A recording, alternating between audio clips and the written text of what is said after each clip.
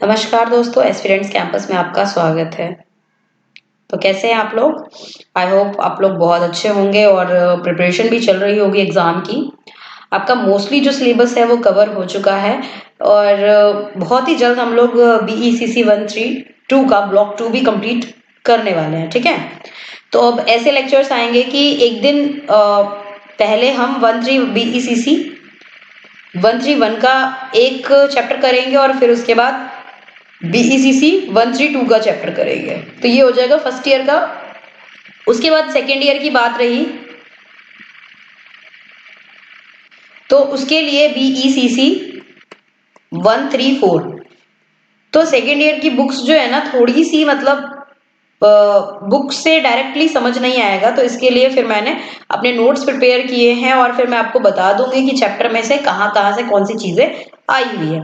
ठीक है, तो आप वो वाला भी लेक्चर देख सकते हैं। BECC 134 की भी प्लेलिस्ट जो है वो प्रिपेयर हो रही है और धीरे धीरे सारे लेक्चर्स हो जाएंगे। तो आज हम पढ़ेंगे मॉडर्न थ्योरी ऑफ रेंट। क्या पढ़ेंगे? Modern theory of rent. Ricardian theory of rent हम पढ़ चुके हैं। उसके बाद मार्शियलन थ्योरी भी हम पढ़ चुके हैं। ठीक है, अब उसके बाद क्या आता है? Modern theory of rent. तो मॉडर्न थ्योरी ऑफ रेंट जो है वो डेवलप किया गया था किस पे? मार्शियलन थ्योरी ऑफ रेंट। ठीक है,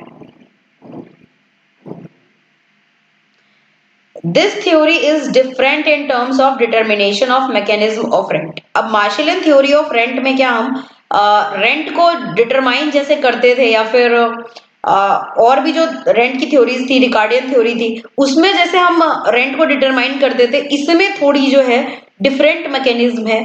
ठीक है, कि रेंट को कैसे डिटरमाइन करते हैं, तो वो चीजें भी हम देखेंगे। तो rent is determined using the demand supply framework. तो यहाँ पे रेंट को डिमांड सप्लाई फ्रेमवर्क के थ्रू डिटरमाइन किया जाता है। अब ये जो थ्योरी है stipulates that even if land is very fertile, भले ही लैंड बहुत ज्यादा फर्टाइल हो, रेंट जो होगा would arise owning to its fixed nature. वो क्या रहेगा? फिक्स्ड ही रहेगा। लैंड कितना भी फर्टाइल हो, फिक्स्ड रहेगा। उसकी डिमांड क्या होगी? इंक्रीज हो जाएगी। तो क्या होगी? कमी पड़ जाएगी, यानी कि स्कार्सिटी बढ़ जाएगी, तो इसका रेंट क्या होगा? बढ़ेगा। तो the modern theory of rent assume perfect competition. अब मॉडर्न थ्योरी ऑफ रेंट में क्या होता है? परफेक्ट कॉम्पिटिशन होता है, क्योंकि यहाँ पे क्या है, एक जैसे प्रोडक्ट्स यानी कि होमोजीनियस प्रोडक्ट या फिर लैंड जो है वो इक्वल क्वालिटी के अगर होंगे, ठीक है, तो यहाँ पे क्या होगा? परफेक्ट कंपटीशन होगा। तो रेंट जो है वो डिपेंड करता है किस पे? Marginal revenue productivity of land पे। ठीक है, किस पे? मार्जिनल रेवेन्यू प्रोडक्टिविटी, यानी कि जमीन से हमें कितना ज्यादा रेवेन्यू हो रहा है। और इसका जो डिमांड कर्व होगा वो डाउनवर्ड स्लोपिंग होगा। डिमांड कर्व डाउनवर्ड स्लोपिंग होगा, जो इंडिकेट करेगा more land would be use to lower rates of rent. अगर रेंट के रेट्स कम होंगे तो ज्यादा से ज्यादा जमीन का यूज किया जाएगा, रेंट बढ़ जाएगा तो जमीन का यूज कम हो जाएगा। The supply curve of an individual firm is perfectly inelastic. Supply curve क्या होगा? परफेक्टली inelastic होगा, ऐसे। But the supply curve of all the land owners taken together is upward sloping. लेकिन सभी लैंड ओनर्स का जो सप्लाई कर्व होगा वो अपवर्ड स्लोपिंग में होगा। ठीक है, implying that with higher rate of rent। अब ये क्या इम्प्लाई करेगा? रेट्स जो है वो हाई हैं। तो अब यहां से इस तरीके से एक आ जाएगा और ये डिमांड कर्व हो गया, और ये जो पॉइंट है इस तरीके से अगर हम मिला देते हैं तो ये आपका इक्विलिब्रियम पॉइंट हो गया। अब ये जो है ये सेम फिगर आपको यहाँ पे देखने को मिलेगी। देखिए ये रहा, ये क्या है? इनइलास्टिक है सप्लाई कर्व। सभी लैंड के जो रेंट है उनके लिए क्या है? ये सप्लाई कर्व है अपवर्ड स्लोपिंग। ये आपका हो गया डिमांड कर्व डाउनवर्ड स्लोपिंग। ठीक है, elasticity of demand inelastic. Demand जो अगर इनइलास्टिक हो तो यहाँ पे आप देख पा रहे हैं ये चीज। अब समझते हैं इसको। देखिए अब जो एरिया अंडर सप्लाई कर्व, जो एरिया जो है सप्लाई कर्व के जो अंडर जो एरिया होगा, देखिए उस एरिया को क्या कहेंगे? Transfer earning. यानी कि ये वाला जो पार्ट है सप्लाई कर्व के अंडर, ये वाला जो एरिया है ये क्या है आपका ट्रांसफर अर्निंग, ये है आपका ट्रांसफर अर्निंग, ठीक है। और सप्लाई कर्व के ऊपर वाला जो एरिया होगा वो होगा आपका इकोनॉमिक रेंट, ये वाला जो एरिया है सप्लाई कर्व के ऊपर वाला ये है आपका क्या है इकोनॉमिक रेंट,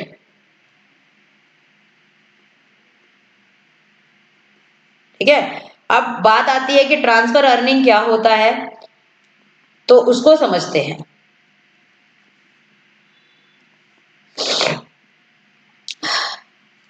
अब देखिए जो सप्लाई कर्व के नीचे की तरफ जो एरिया है, the area under the supply curve denotes transfer earning, वो ट्रांसफर अर्निंग को दर्शाता है। इसका मतलब क्या है, मिनिमम पेमेंट जो जरूरी है, ठीक है, to retain the given factors, जो फैक्टर्स हमें दिए हुए हैं उसको रिटेन करने के लिए, उसको जीवित रखने के लिए जो हमें मिनिमम पेमेंट चाहिए, यानी कि मिनिमम पेमेंट हमें चाहिए कि हमें लॉस ना हो। अगर हम किसी एम्प्लॉयर को रख रहे हैं, किसी से काम करवा रहे हैं, तो उसको हम मिनिमम जो हमें बेनिफिट होना चाहिए तभी तो हम उसको पे कर पाएंगे ना। तो मिनिमम पेमेंट जो है जरूरत है to retain the given factor unit in the present employment, अभी प्रेजेंट एम्प्लॉयमेंट में आपको रिटेन करने के लिए जितने पेमेंट की जरूरत है। अब सिंपल वर्ड्स में हम इसको अपॉर्चुनिटी कॉस्ट कह सकते हैं फैक्टर का।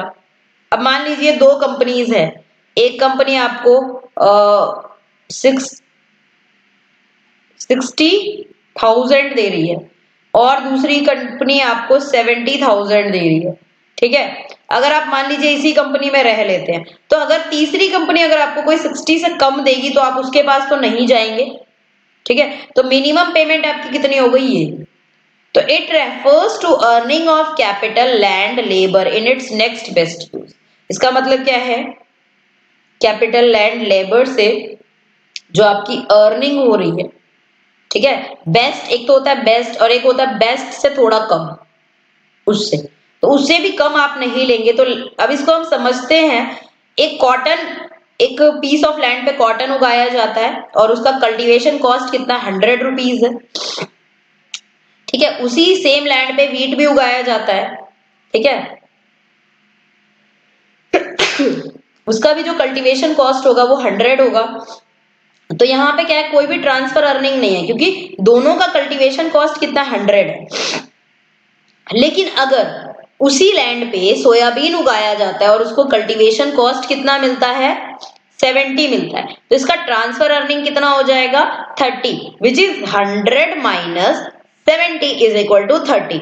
तो कितना रुपए कम मिल रहा है उसको, 30 रुपीज कम मिल रहा है, तो transfer earning will be 30 and ₹40 उसका रेंट होगा। रेंट कैसे निकालेंगे, ये देखिए, रेंट एक्चुअल अर्निंग कितना था 70 और उसमें से ट्रांसफर अर्निंग कितना था 30, तो 70 में से 30 गया तो कितना बचा 40, तो ये आपका हो गया रेंट। समझ आ गया रेंट। तो ये ऊपर का जो डायग्राम है shows that usual demand supply curve for land point E is equilibrium point, intersection and demand supply point of intersection। तो ये जो पॉइंट होगा इक्विलिब्रियम पॉइंट शो करेगा, ठीक है।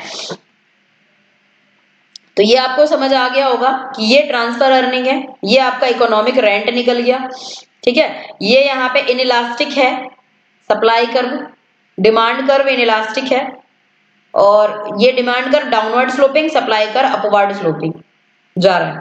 तो अब ये जो सप्लाई कर्व इंटरसेक्ट करता है डिमांड कर्व एट पॉइंट ई पे इंटरसेक्ट करता है सप्लाई कर्व और डिमांड कर्व। तो at each of the supply curve the equilibrium price and quantity are given by OP and OQ।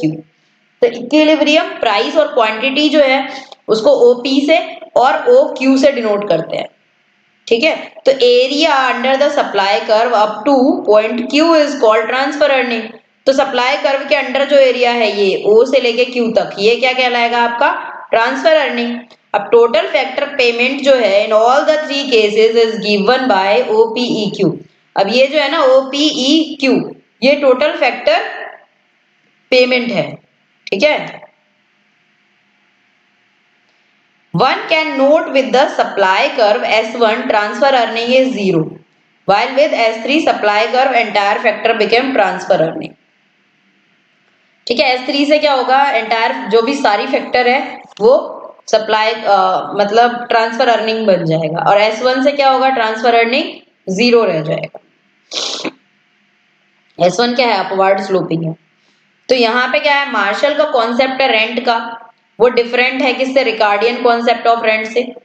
तो उसी तरीके से in the sense that former calls the excess over the transfer earning as rent while Ricardo considers it as excess earning of the owner over the cost of production।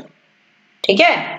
अब मतलब कोई transfer earning के बारे में बता रहा है rent का, कोई कॉस्ट ऑफ प्रोडक्शन के बारे में बता रहा है, तो मॉडर्न थ्योरी ऑफ लैंड जो होगा वो डिफरेंट है ओरिजिनल थ्योरी ऑफ मार्शल से। ठीक है। And was built further by J.S. Mill. तो मॉडर्न थ्योरी जो है जॉन वो मिल ने बनाया है, J.S. मिल ने, John Robinson and other new classical economist, because it was built further using the demand and supply framework. ये डिफरेंट है क्योंकि इसने डिमांड एंड सप्लाई फ्रेमवर्क को यूज किया है। अब क्वासी रेंट जो है हम पहले ही डिस्कस कर चुके हैं, और ये इकोनॉमिक रेंट से कैसे अलग है ये बताना है आपको। मॉडर्न थ्योरी और मार्शलियन थ्योरी ऑफ रेंट के बीच में डिफरेंस बताना है। ये थोड़ा सा इंपॉर्टेंट क्वेश्चन है, इसको कर लीजिएगा।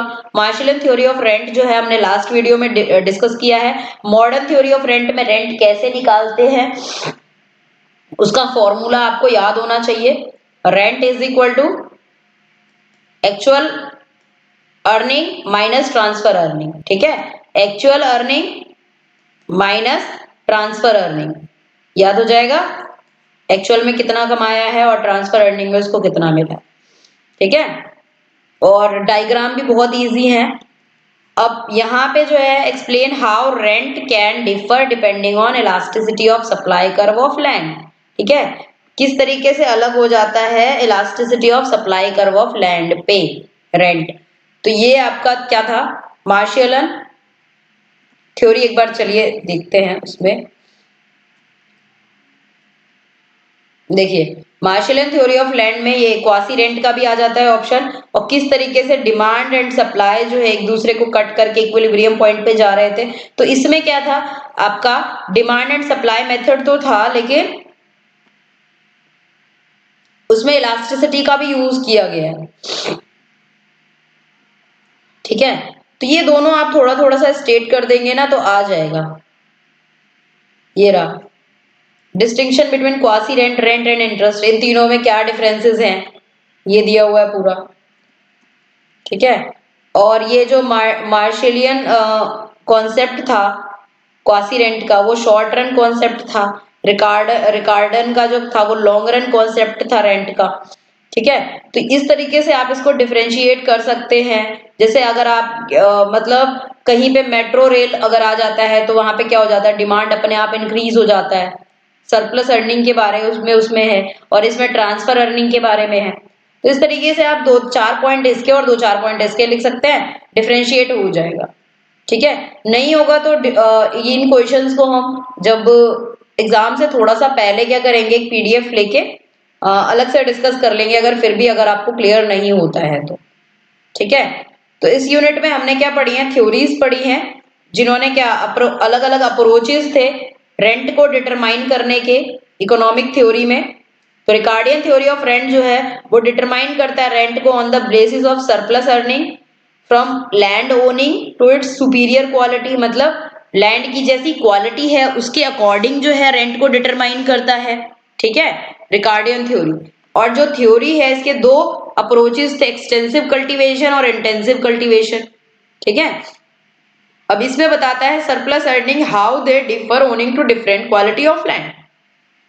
इस थ्योरी को क्रिटिसाइज भी किया गया on the ground of assumption. इसमें कुछ अजम्पशंस भी थे, जैसे perfect competition, original indestructible power of land, which may alter to use of technology, मतलब टेक्नोलॉजी के माध्यम से उस लैंड को हम बढ़िया भी बना सकते थे। अब मार्शलियन थ्योरी ऑफ रेंट जो था वो पूरा का पूरा बेस्ड था कौन से पे, on the concept of transfer earning,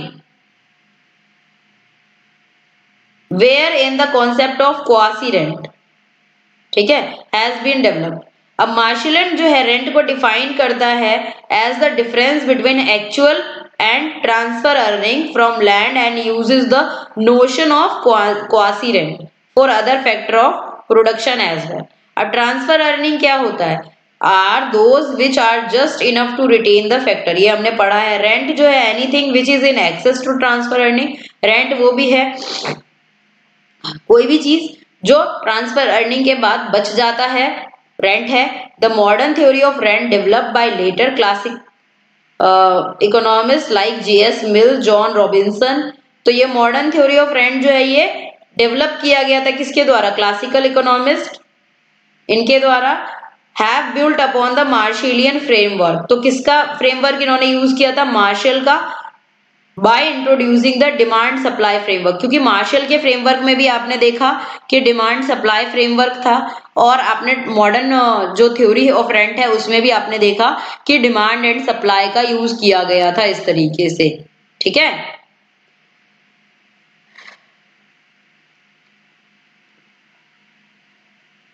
तो ये जो है आपका चैप्टर जो है वो कंप्लीट हो गया. अब यहाँ पे क्या है, कुछ एग्जाम वो दिए हुए हैं, इसको एक बार पढ़ सकते हैं आप, कि पढ़ लेंगे ना तो इससे काफी सारी चीजें क्लियर हो जाएगी. अब नॉर्मल प्रॉफिट क्या होता है, लोकेटिव एफिशिएंसी क्या होता है, एडवर्स सिलेक्शन क्या होता है, नहीं होगा तो चलिए हम इसको भी एक बार देख लेंगे. तो कमेंट सेक्शन में बताइए कि एक बार हमें ये जो टर्म्स है इनको देखना चाहिए या फिर जरूरत नहीं है देखने की. ठीक है, ये टर्म्स हमें डिस्कस करने चाहिए या नहीं करने चाहिए. ठीक है. If you like the video, then do subscribe the channel for more video updates. Thank you so much.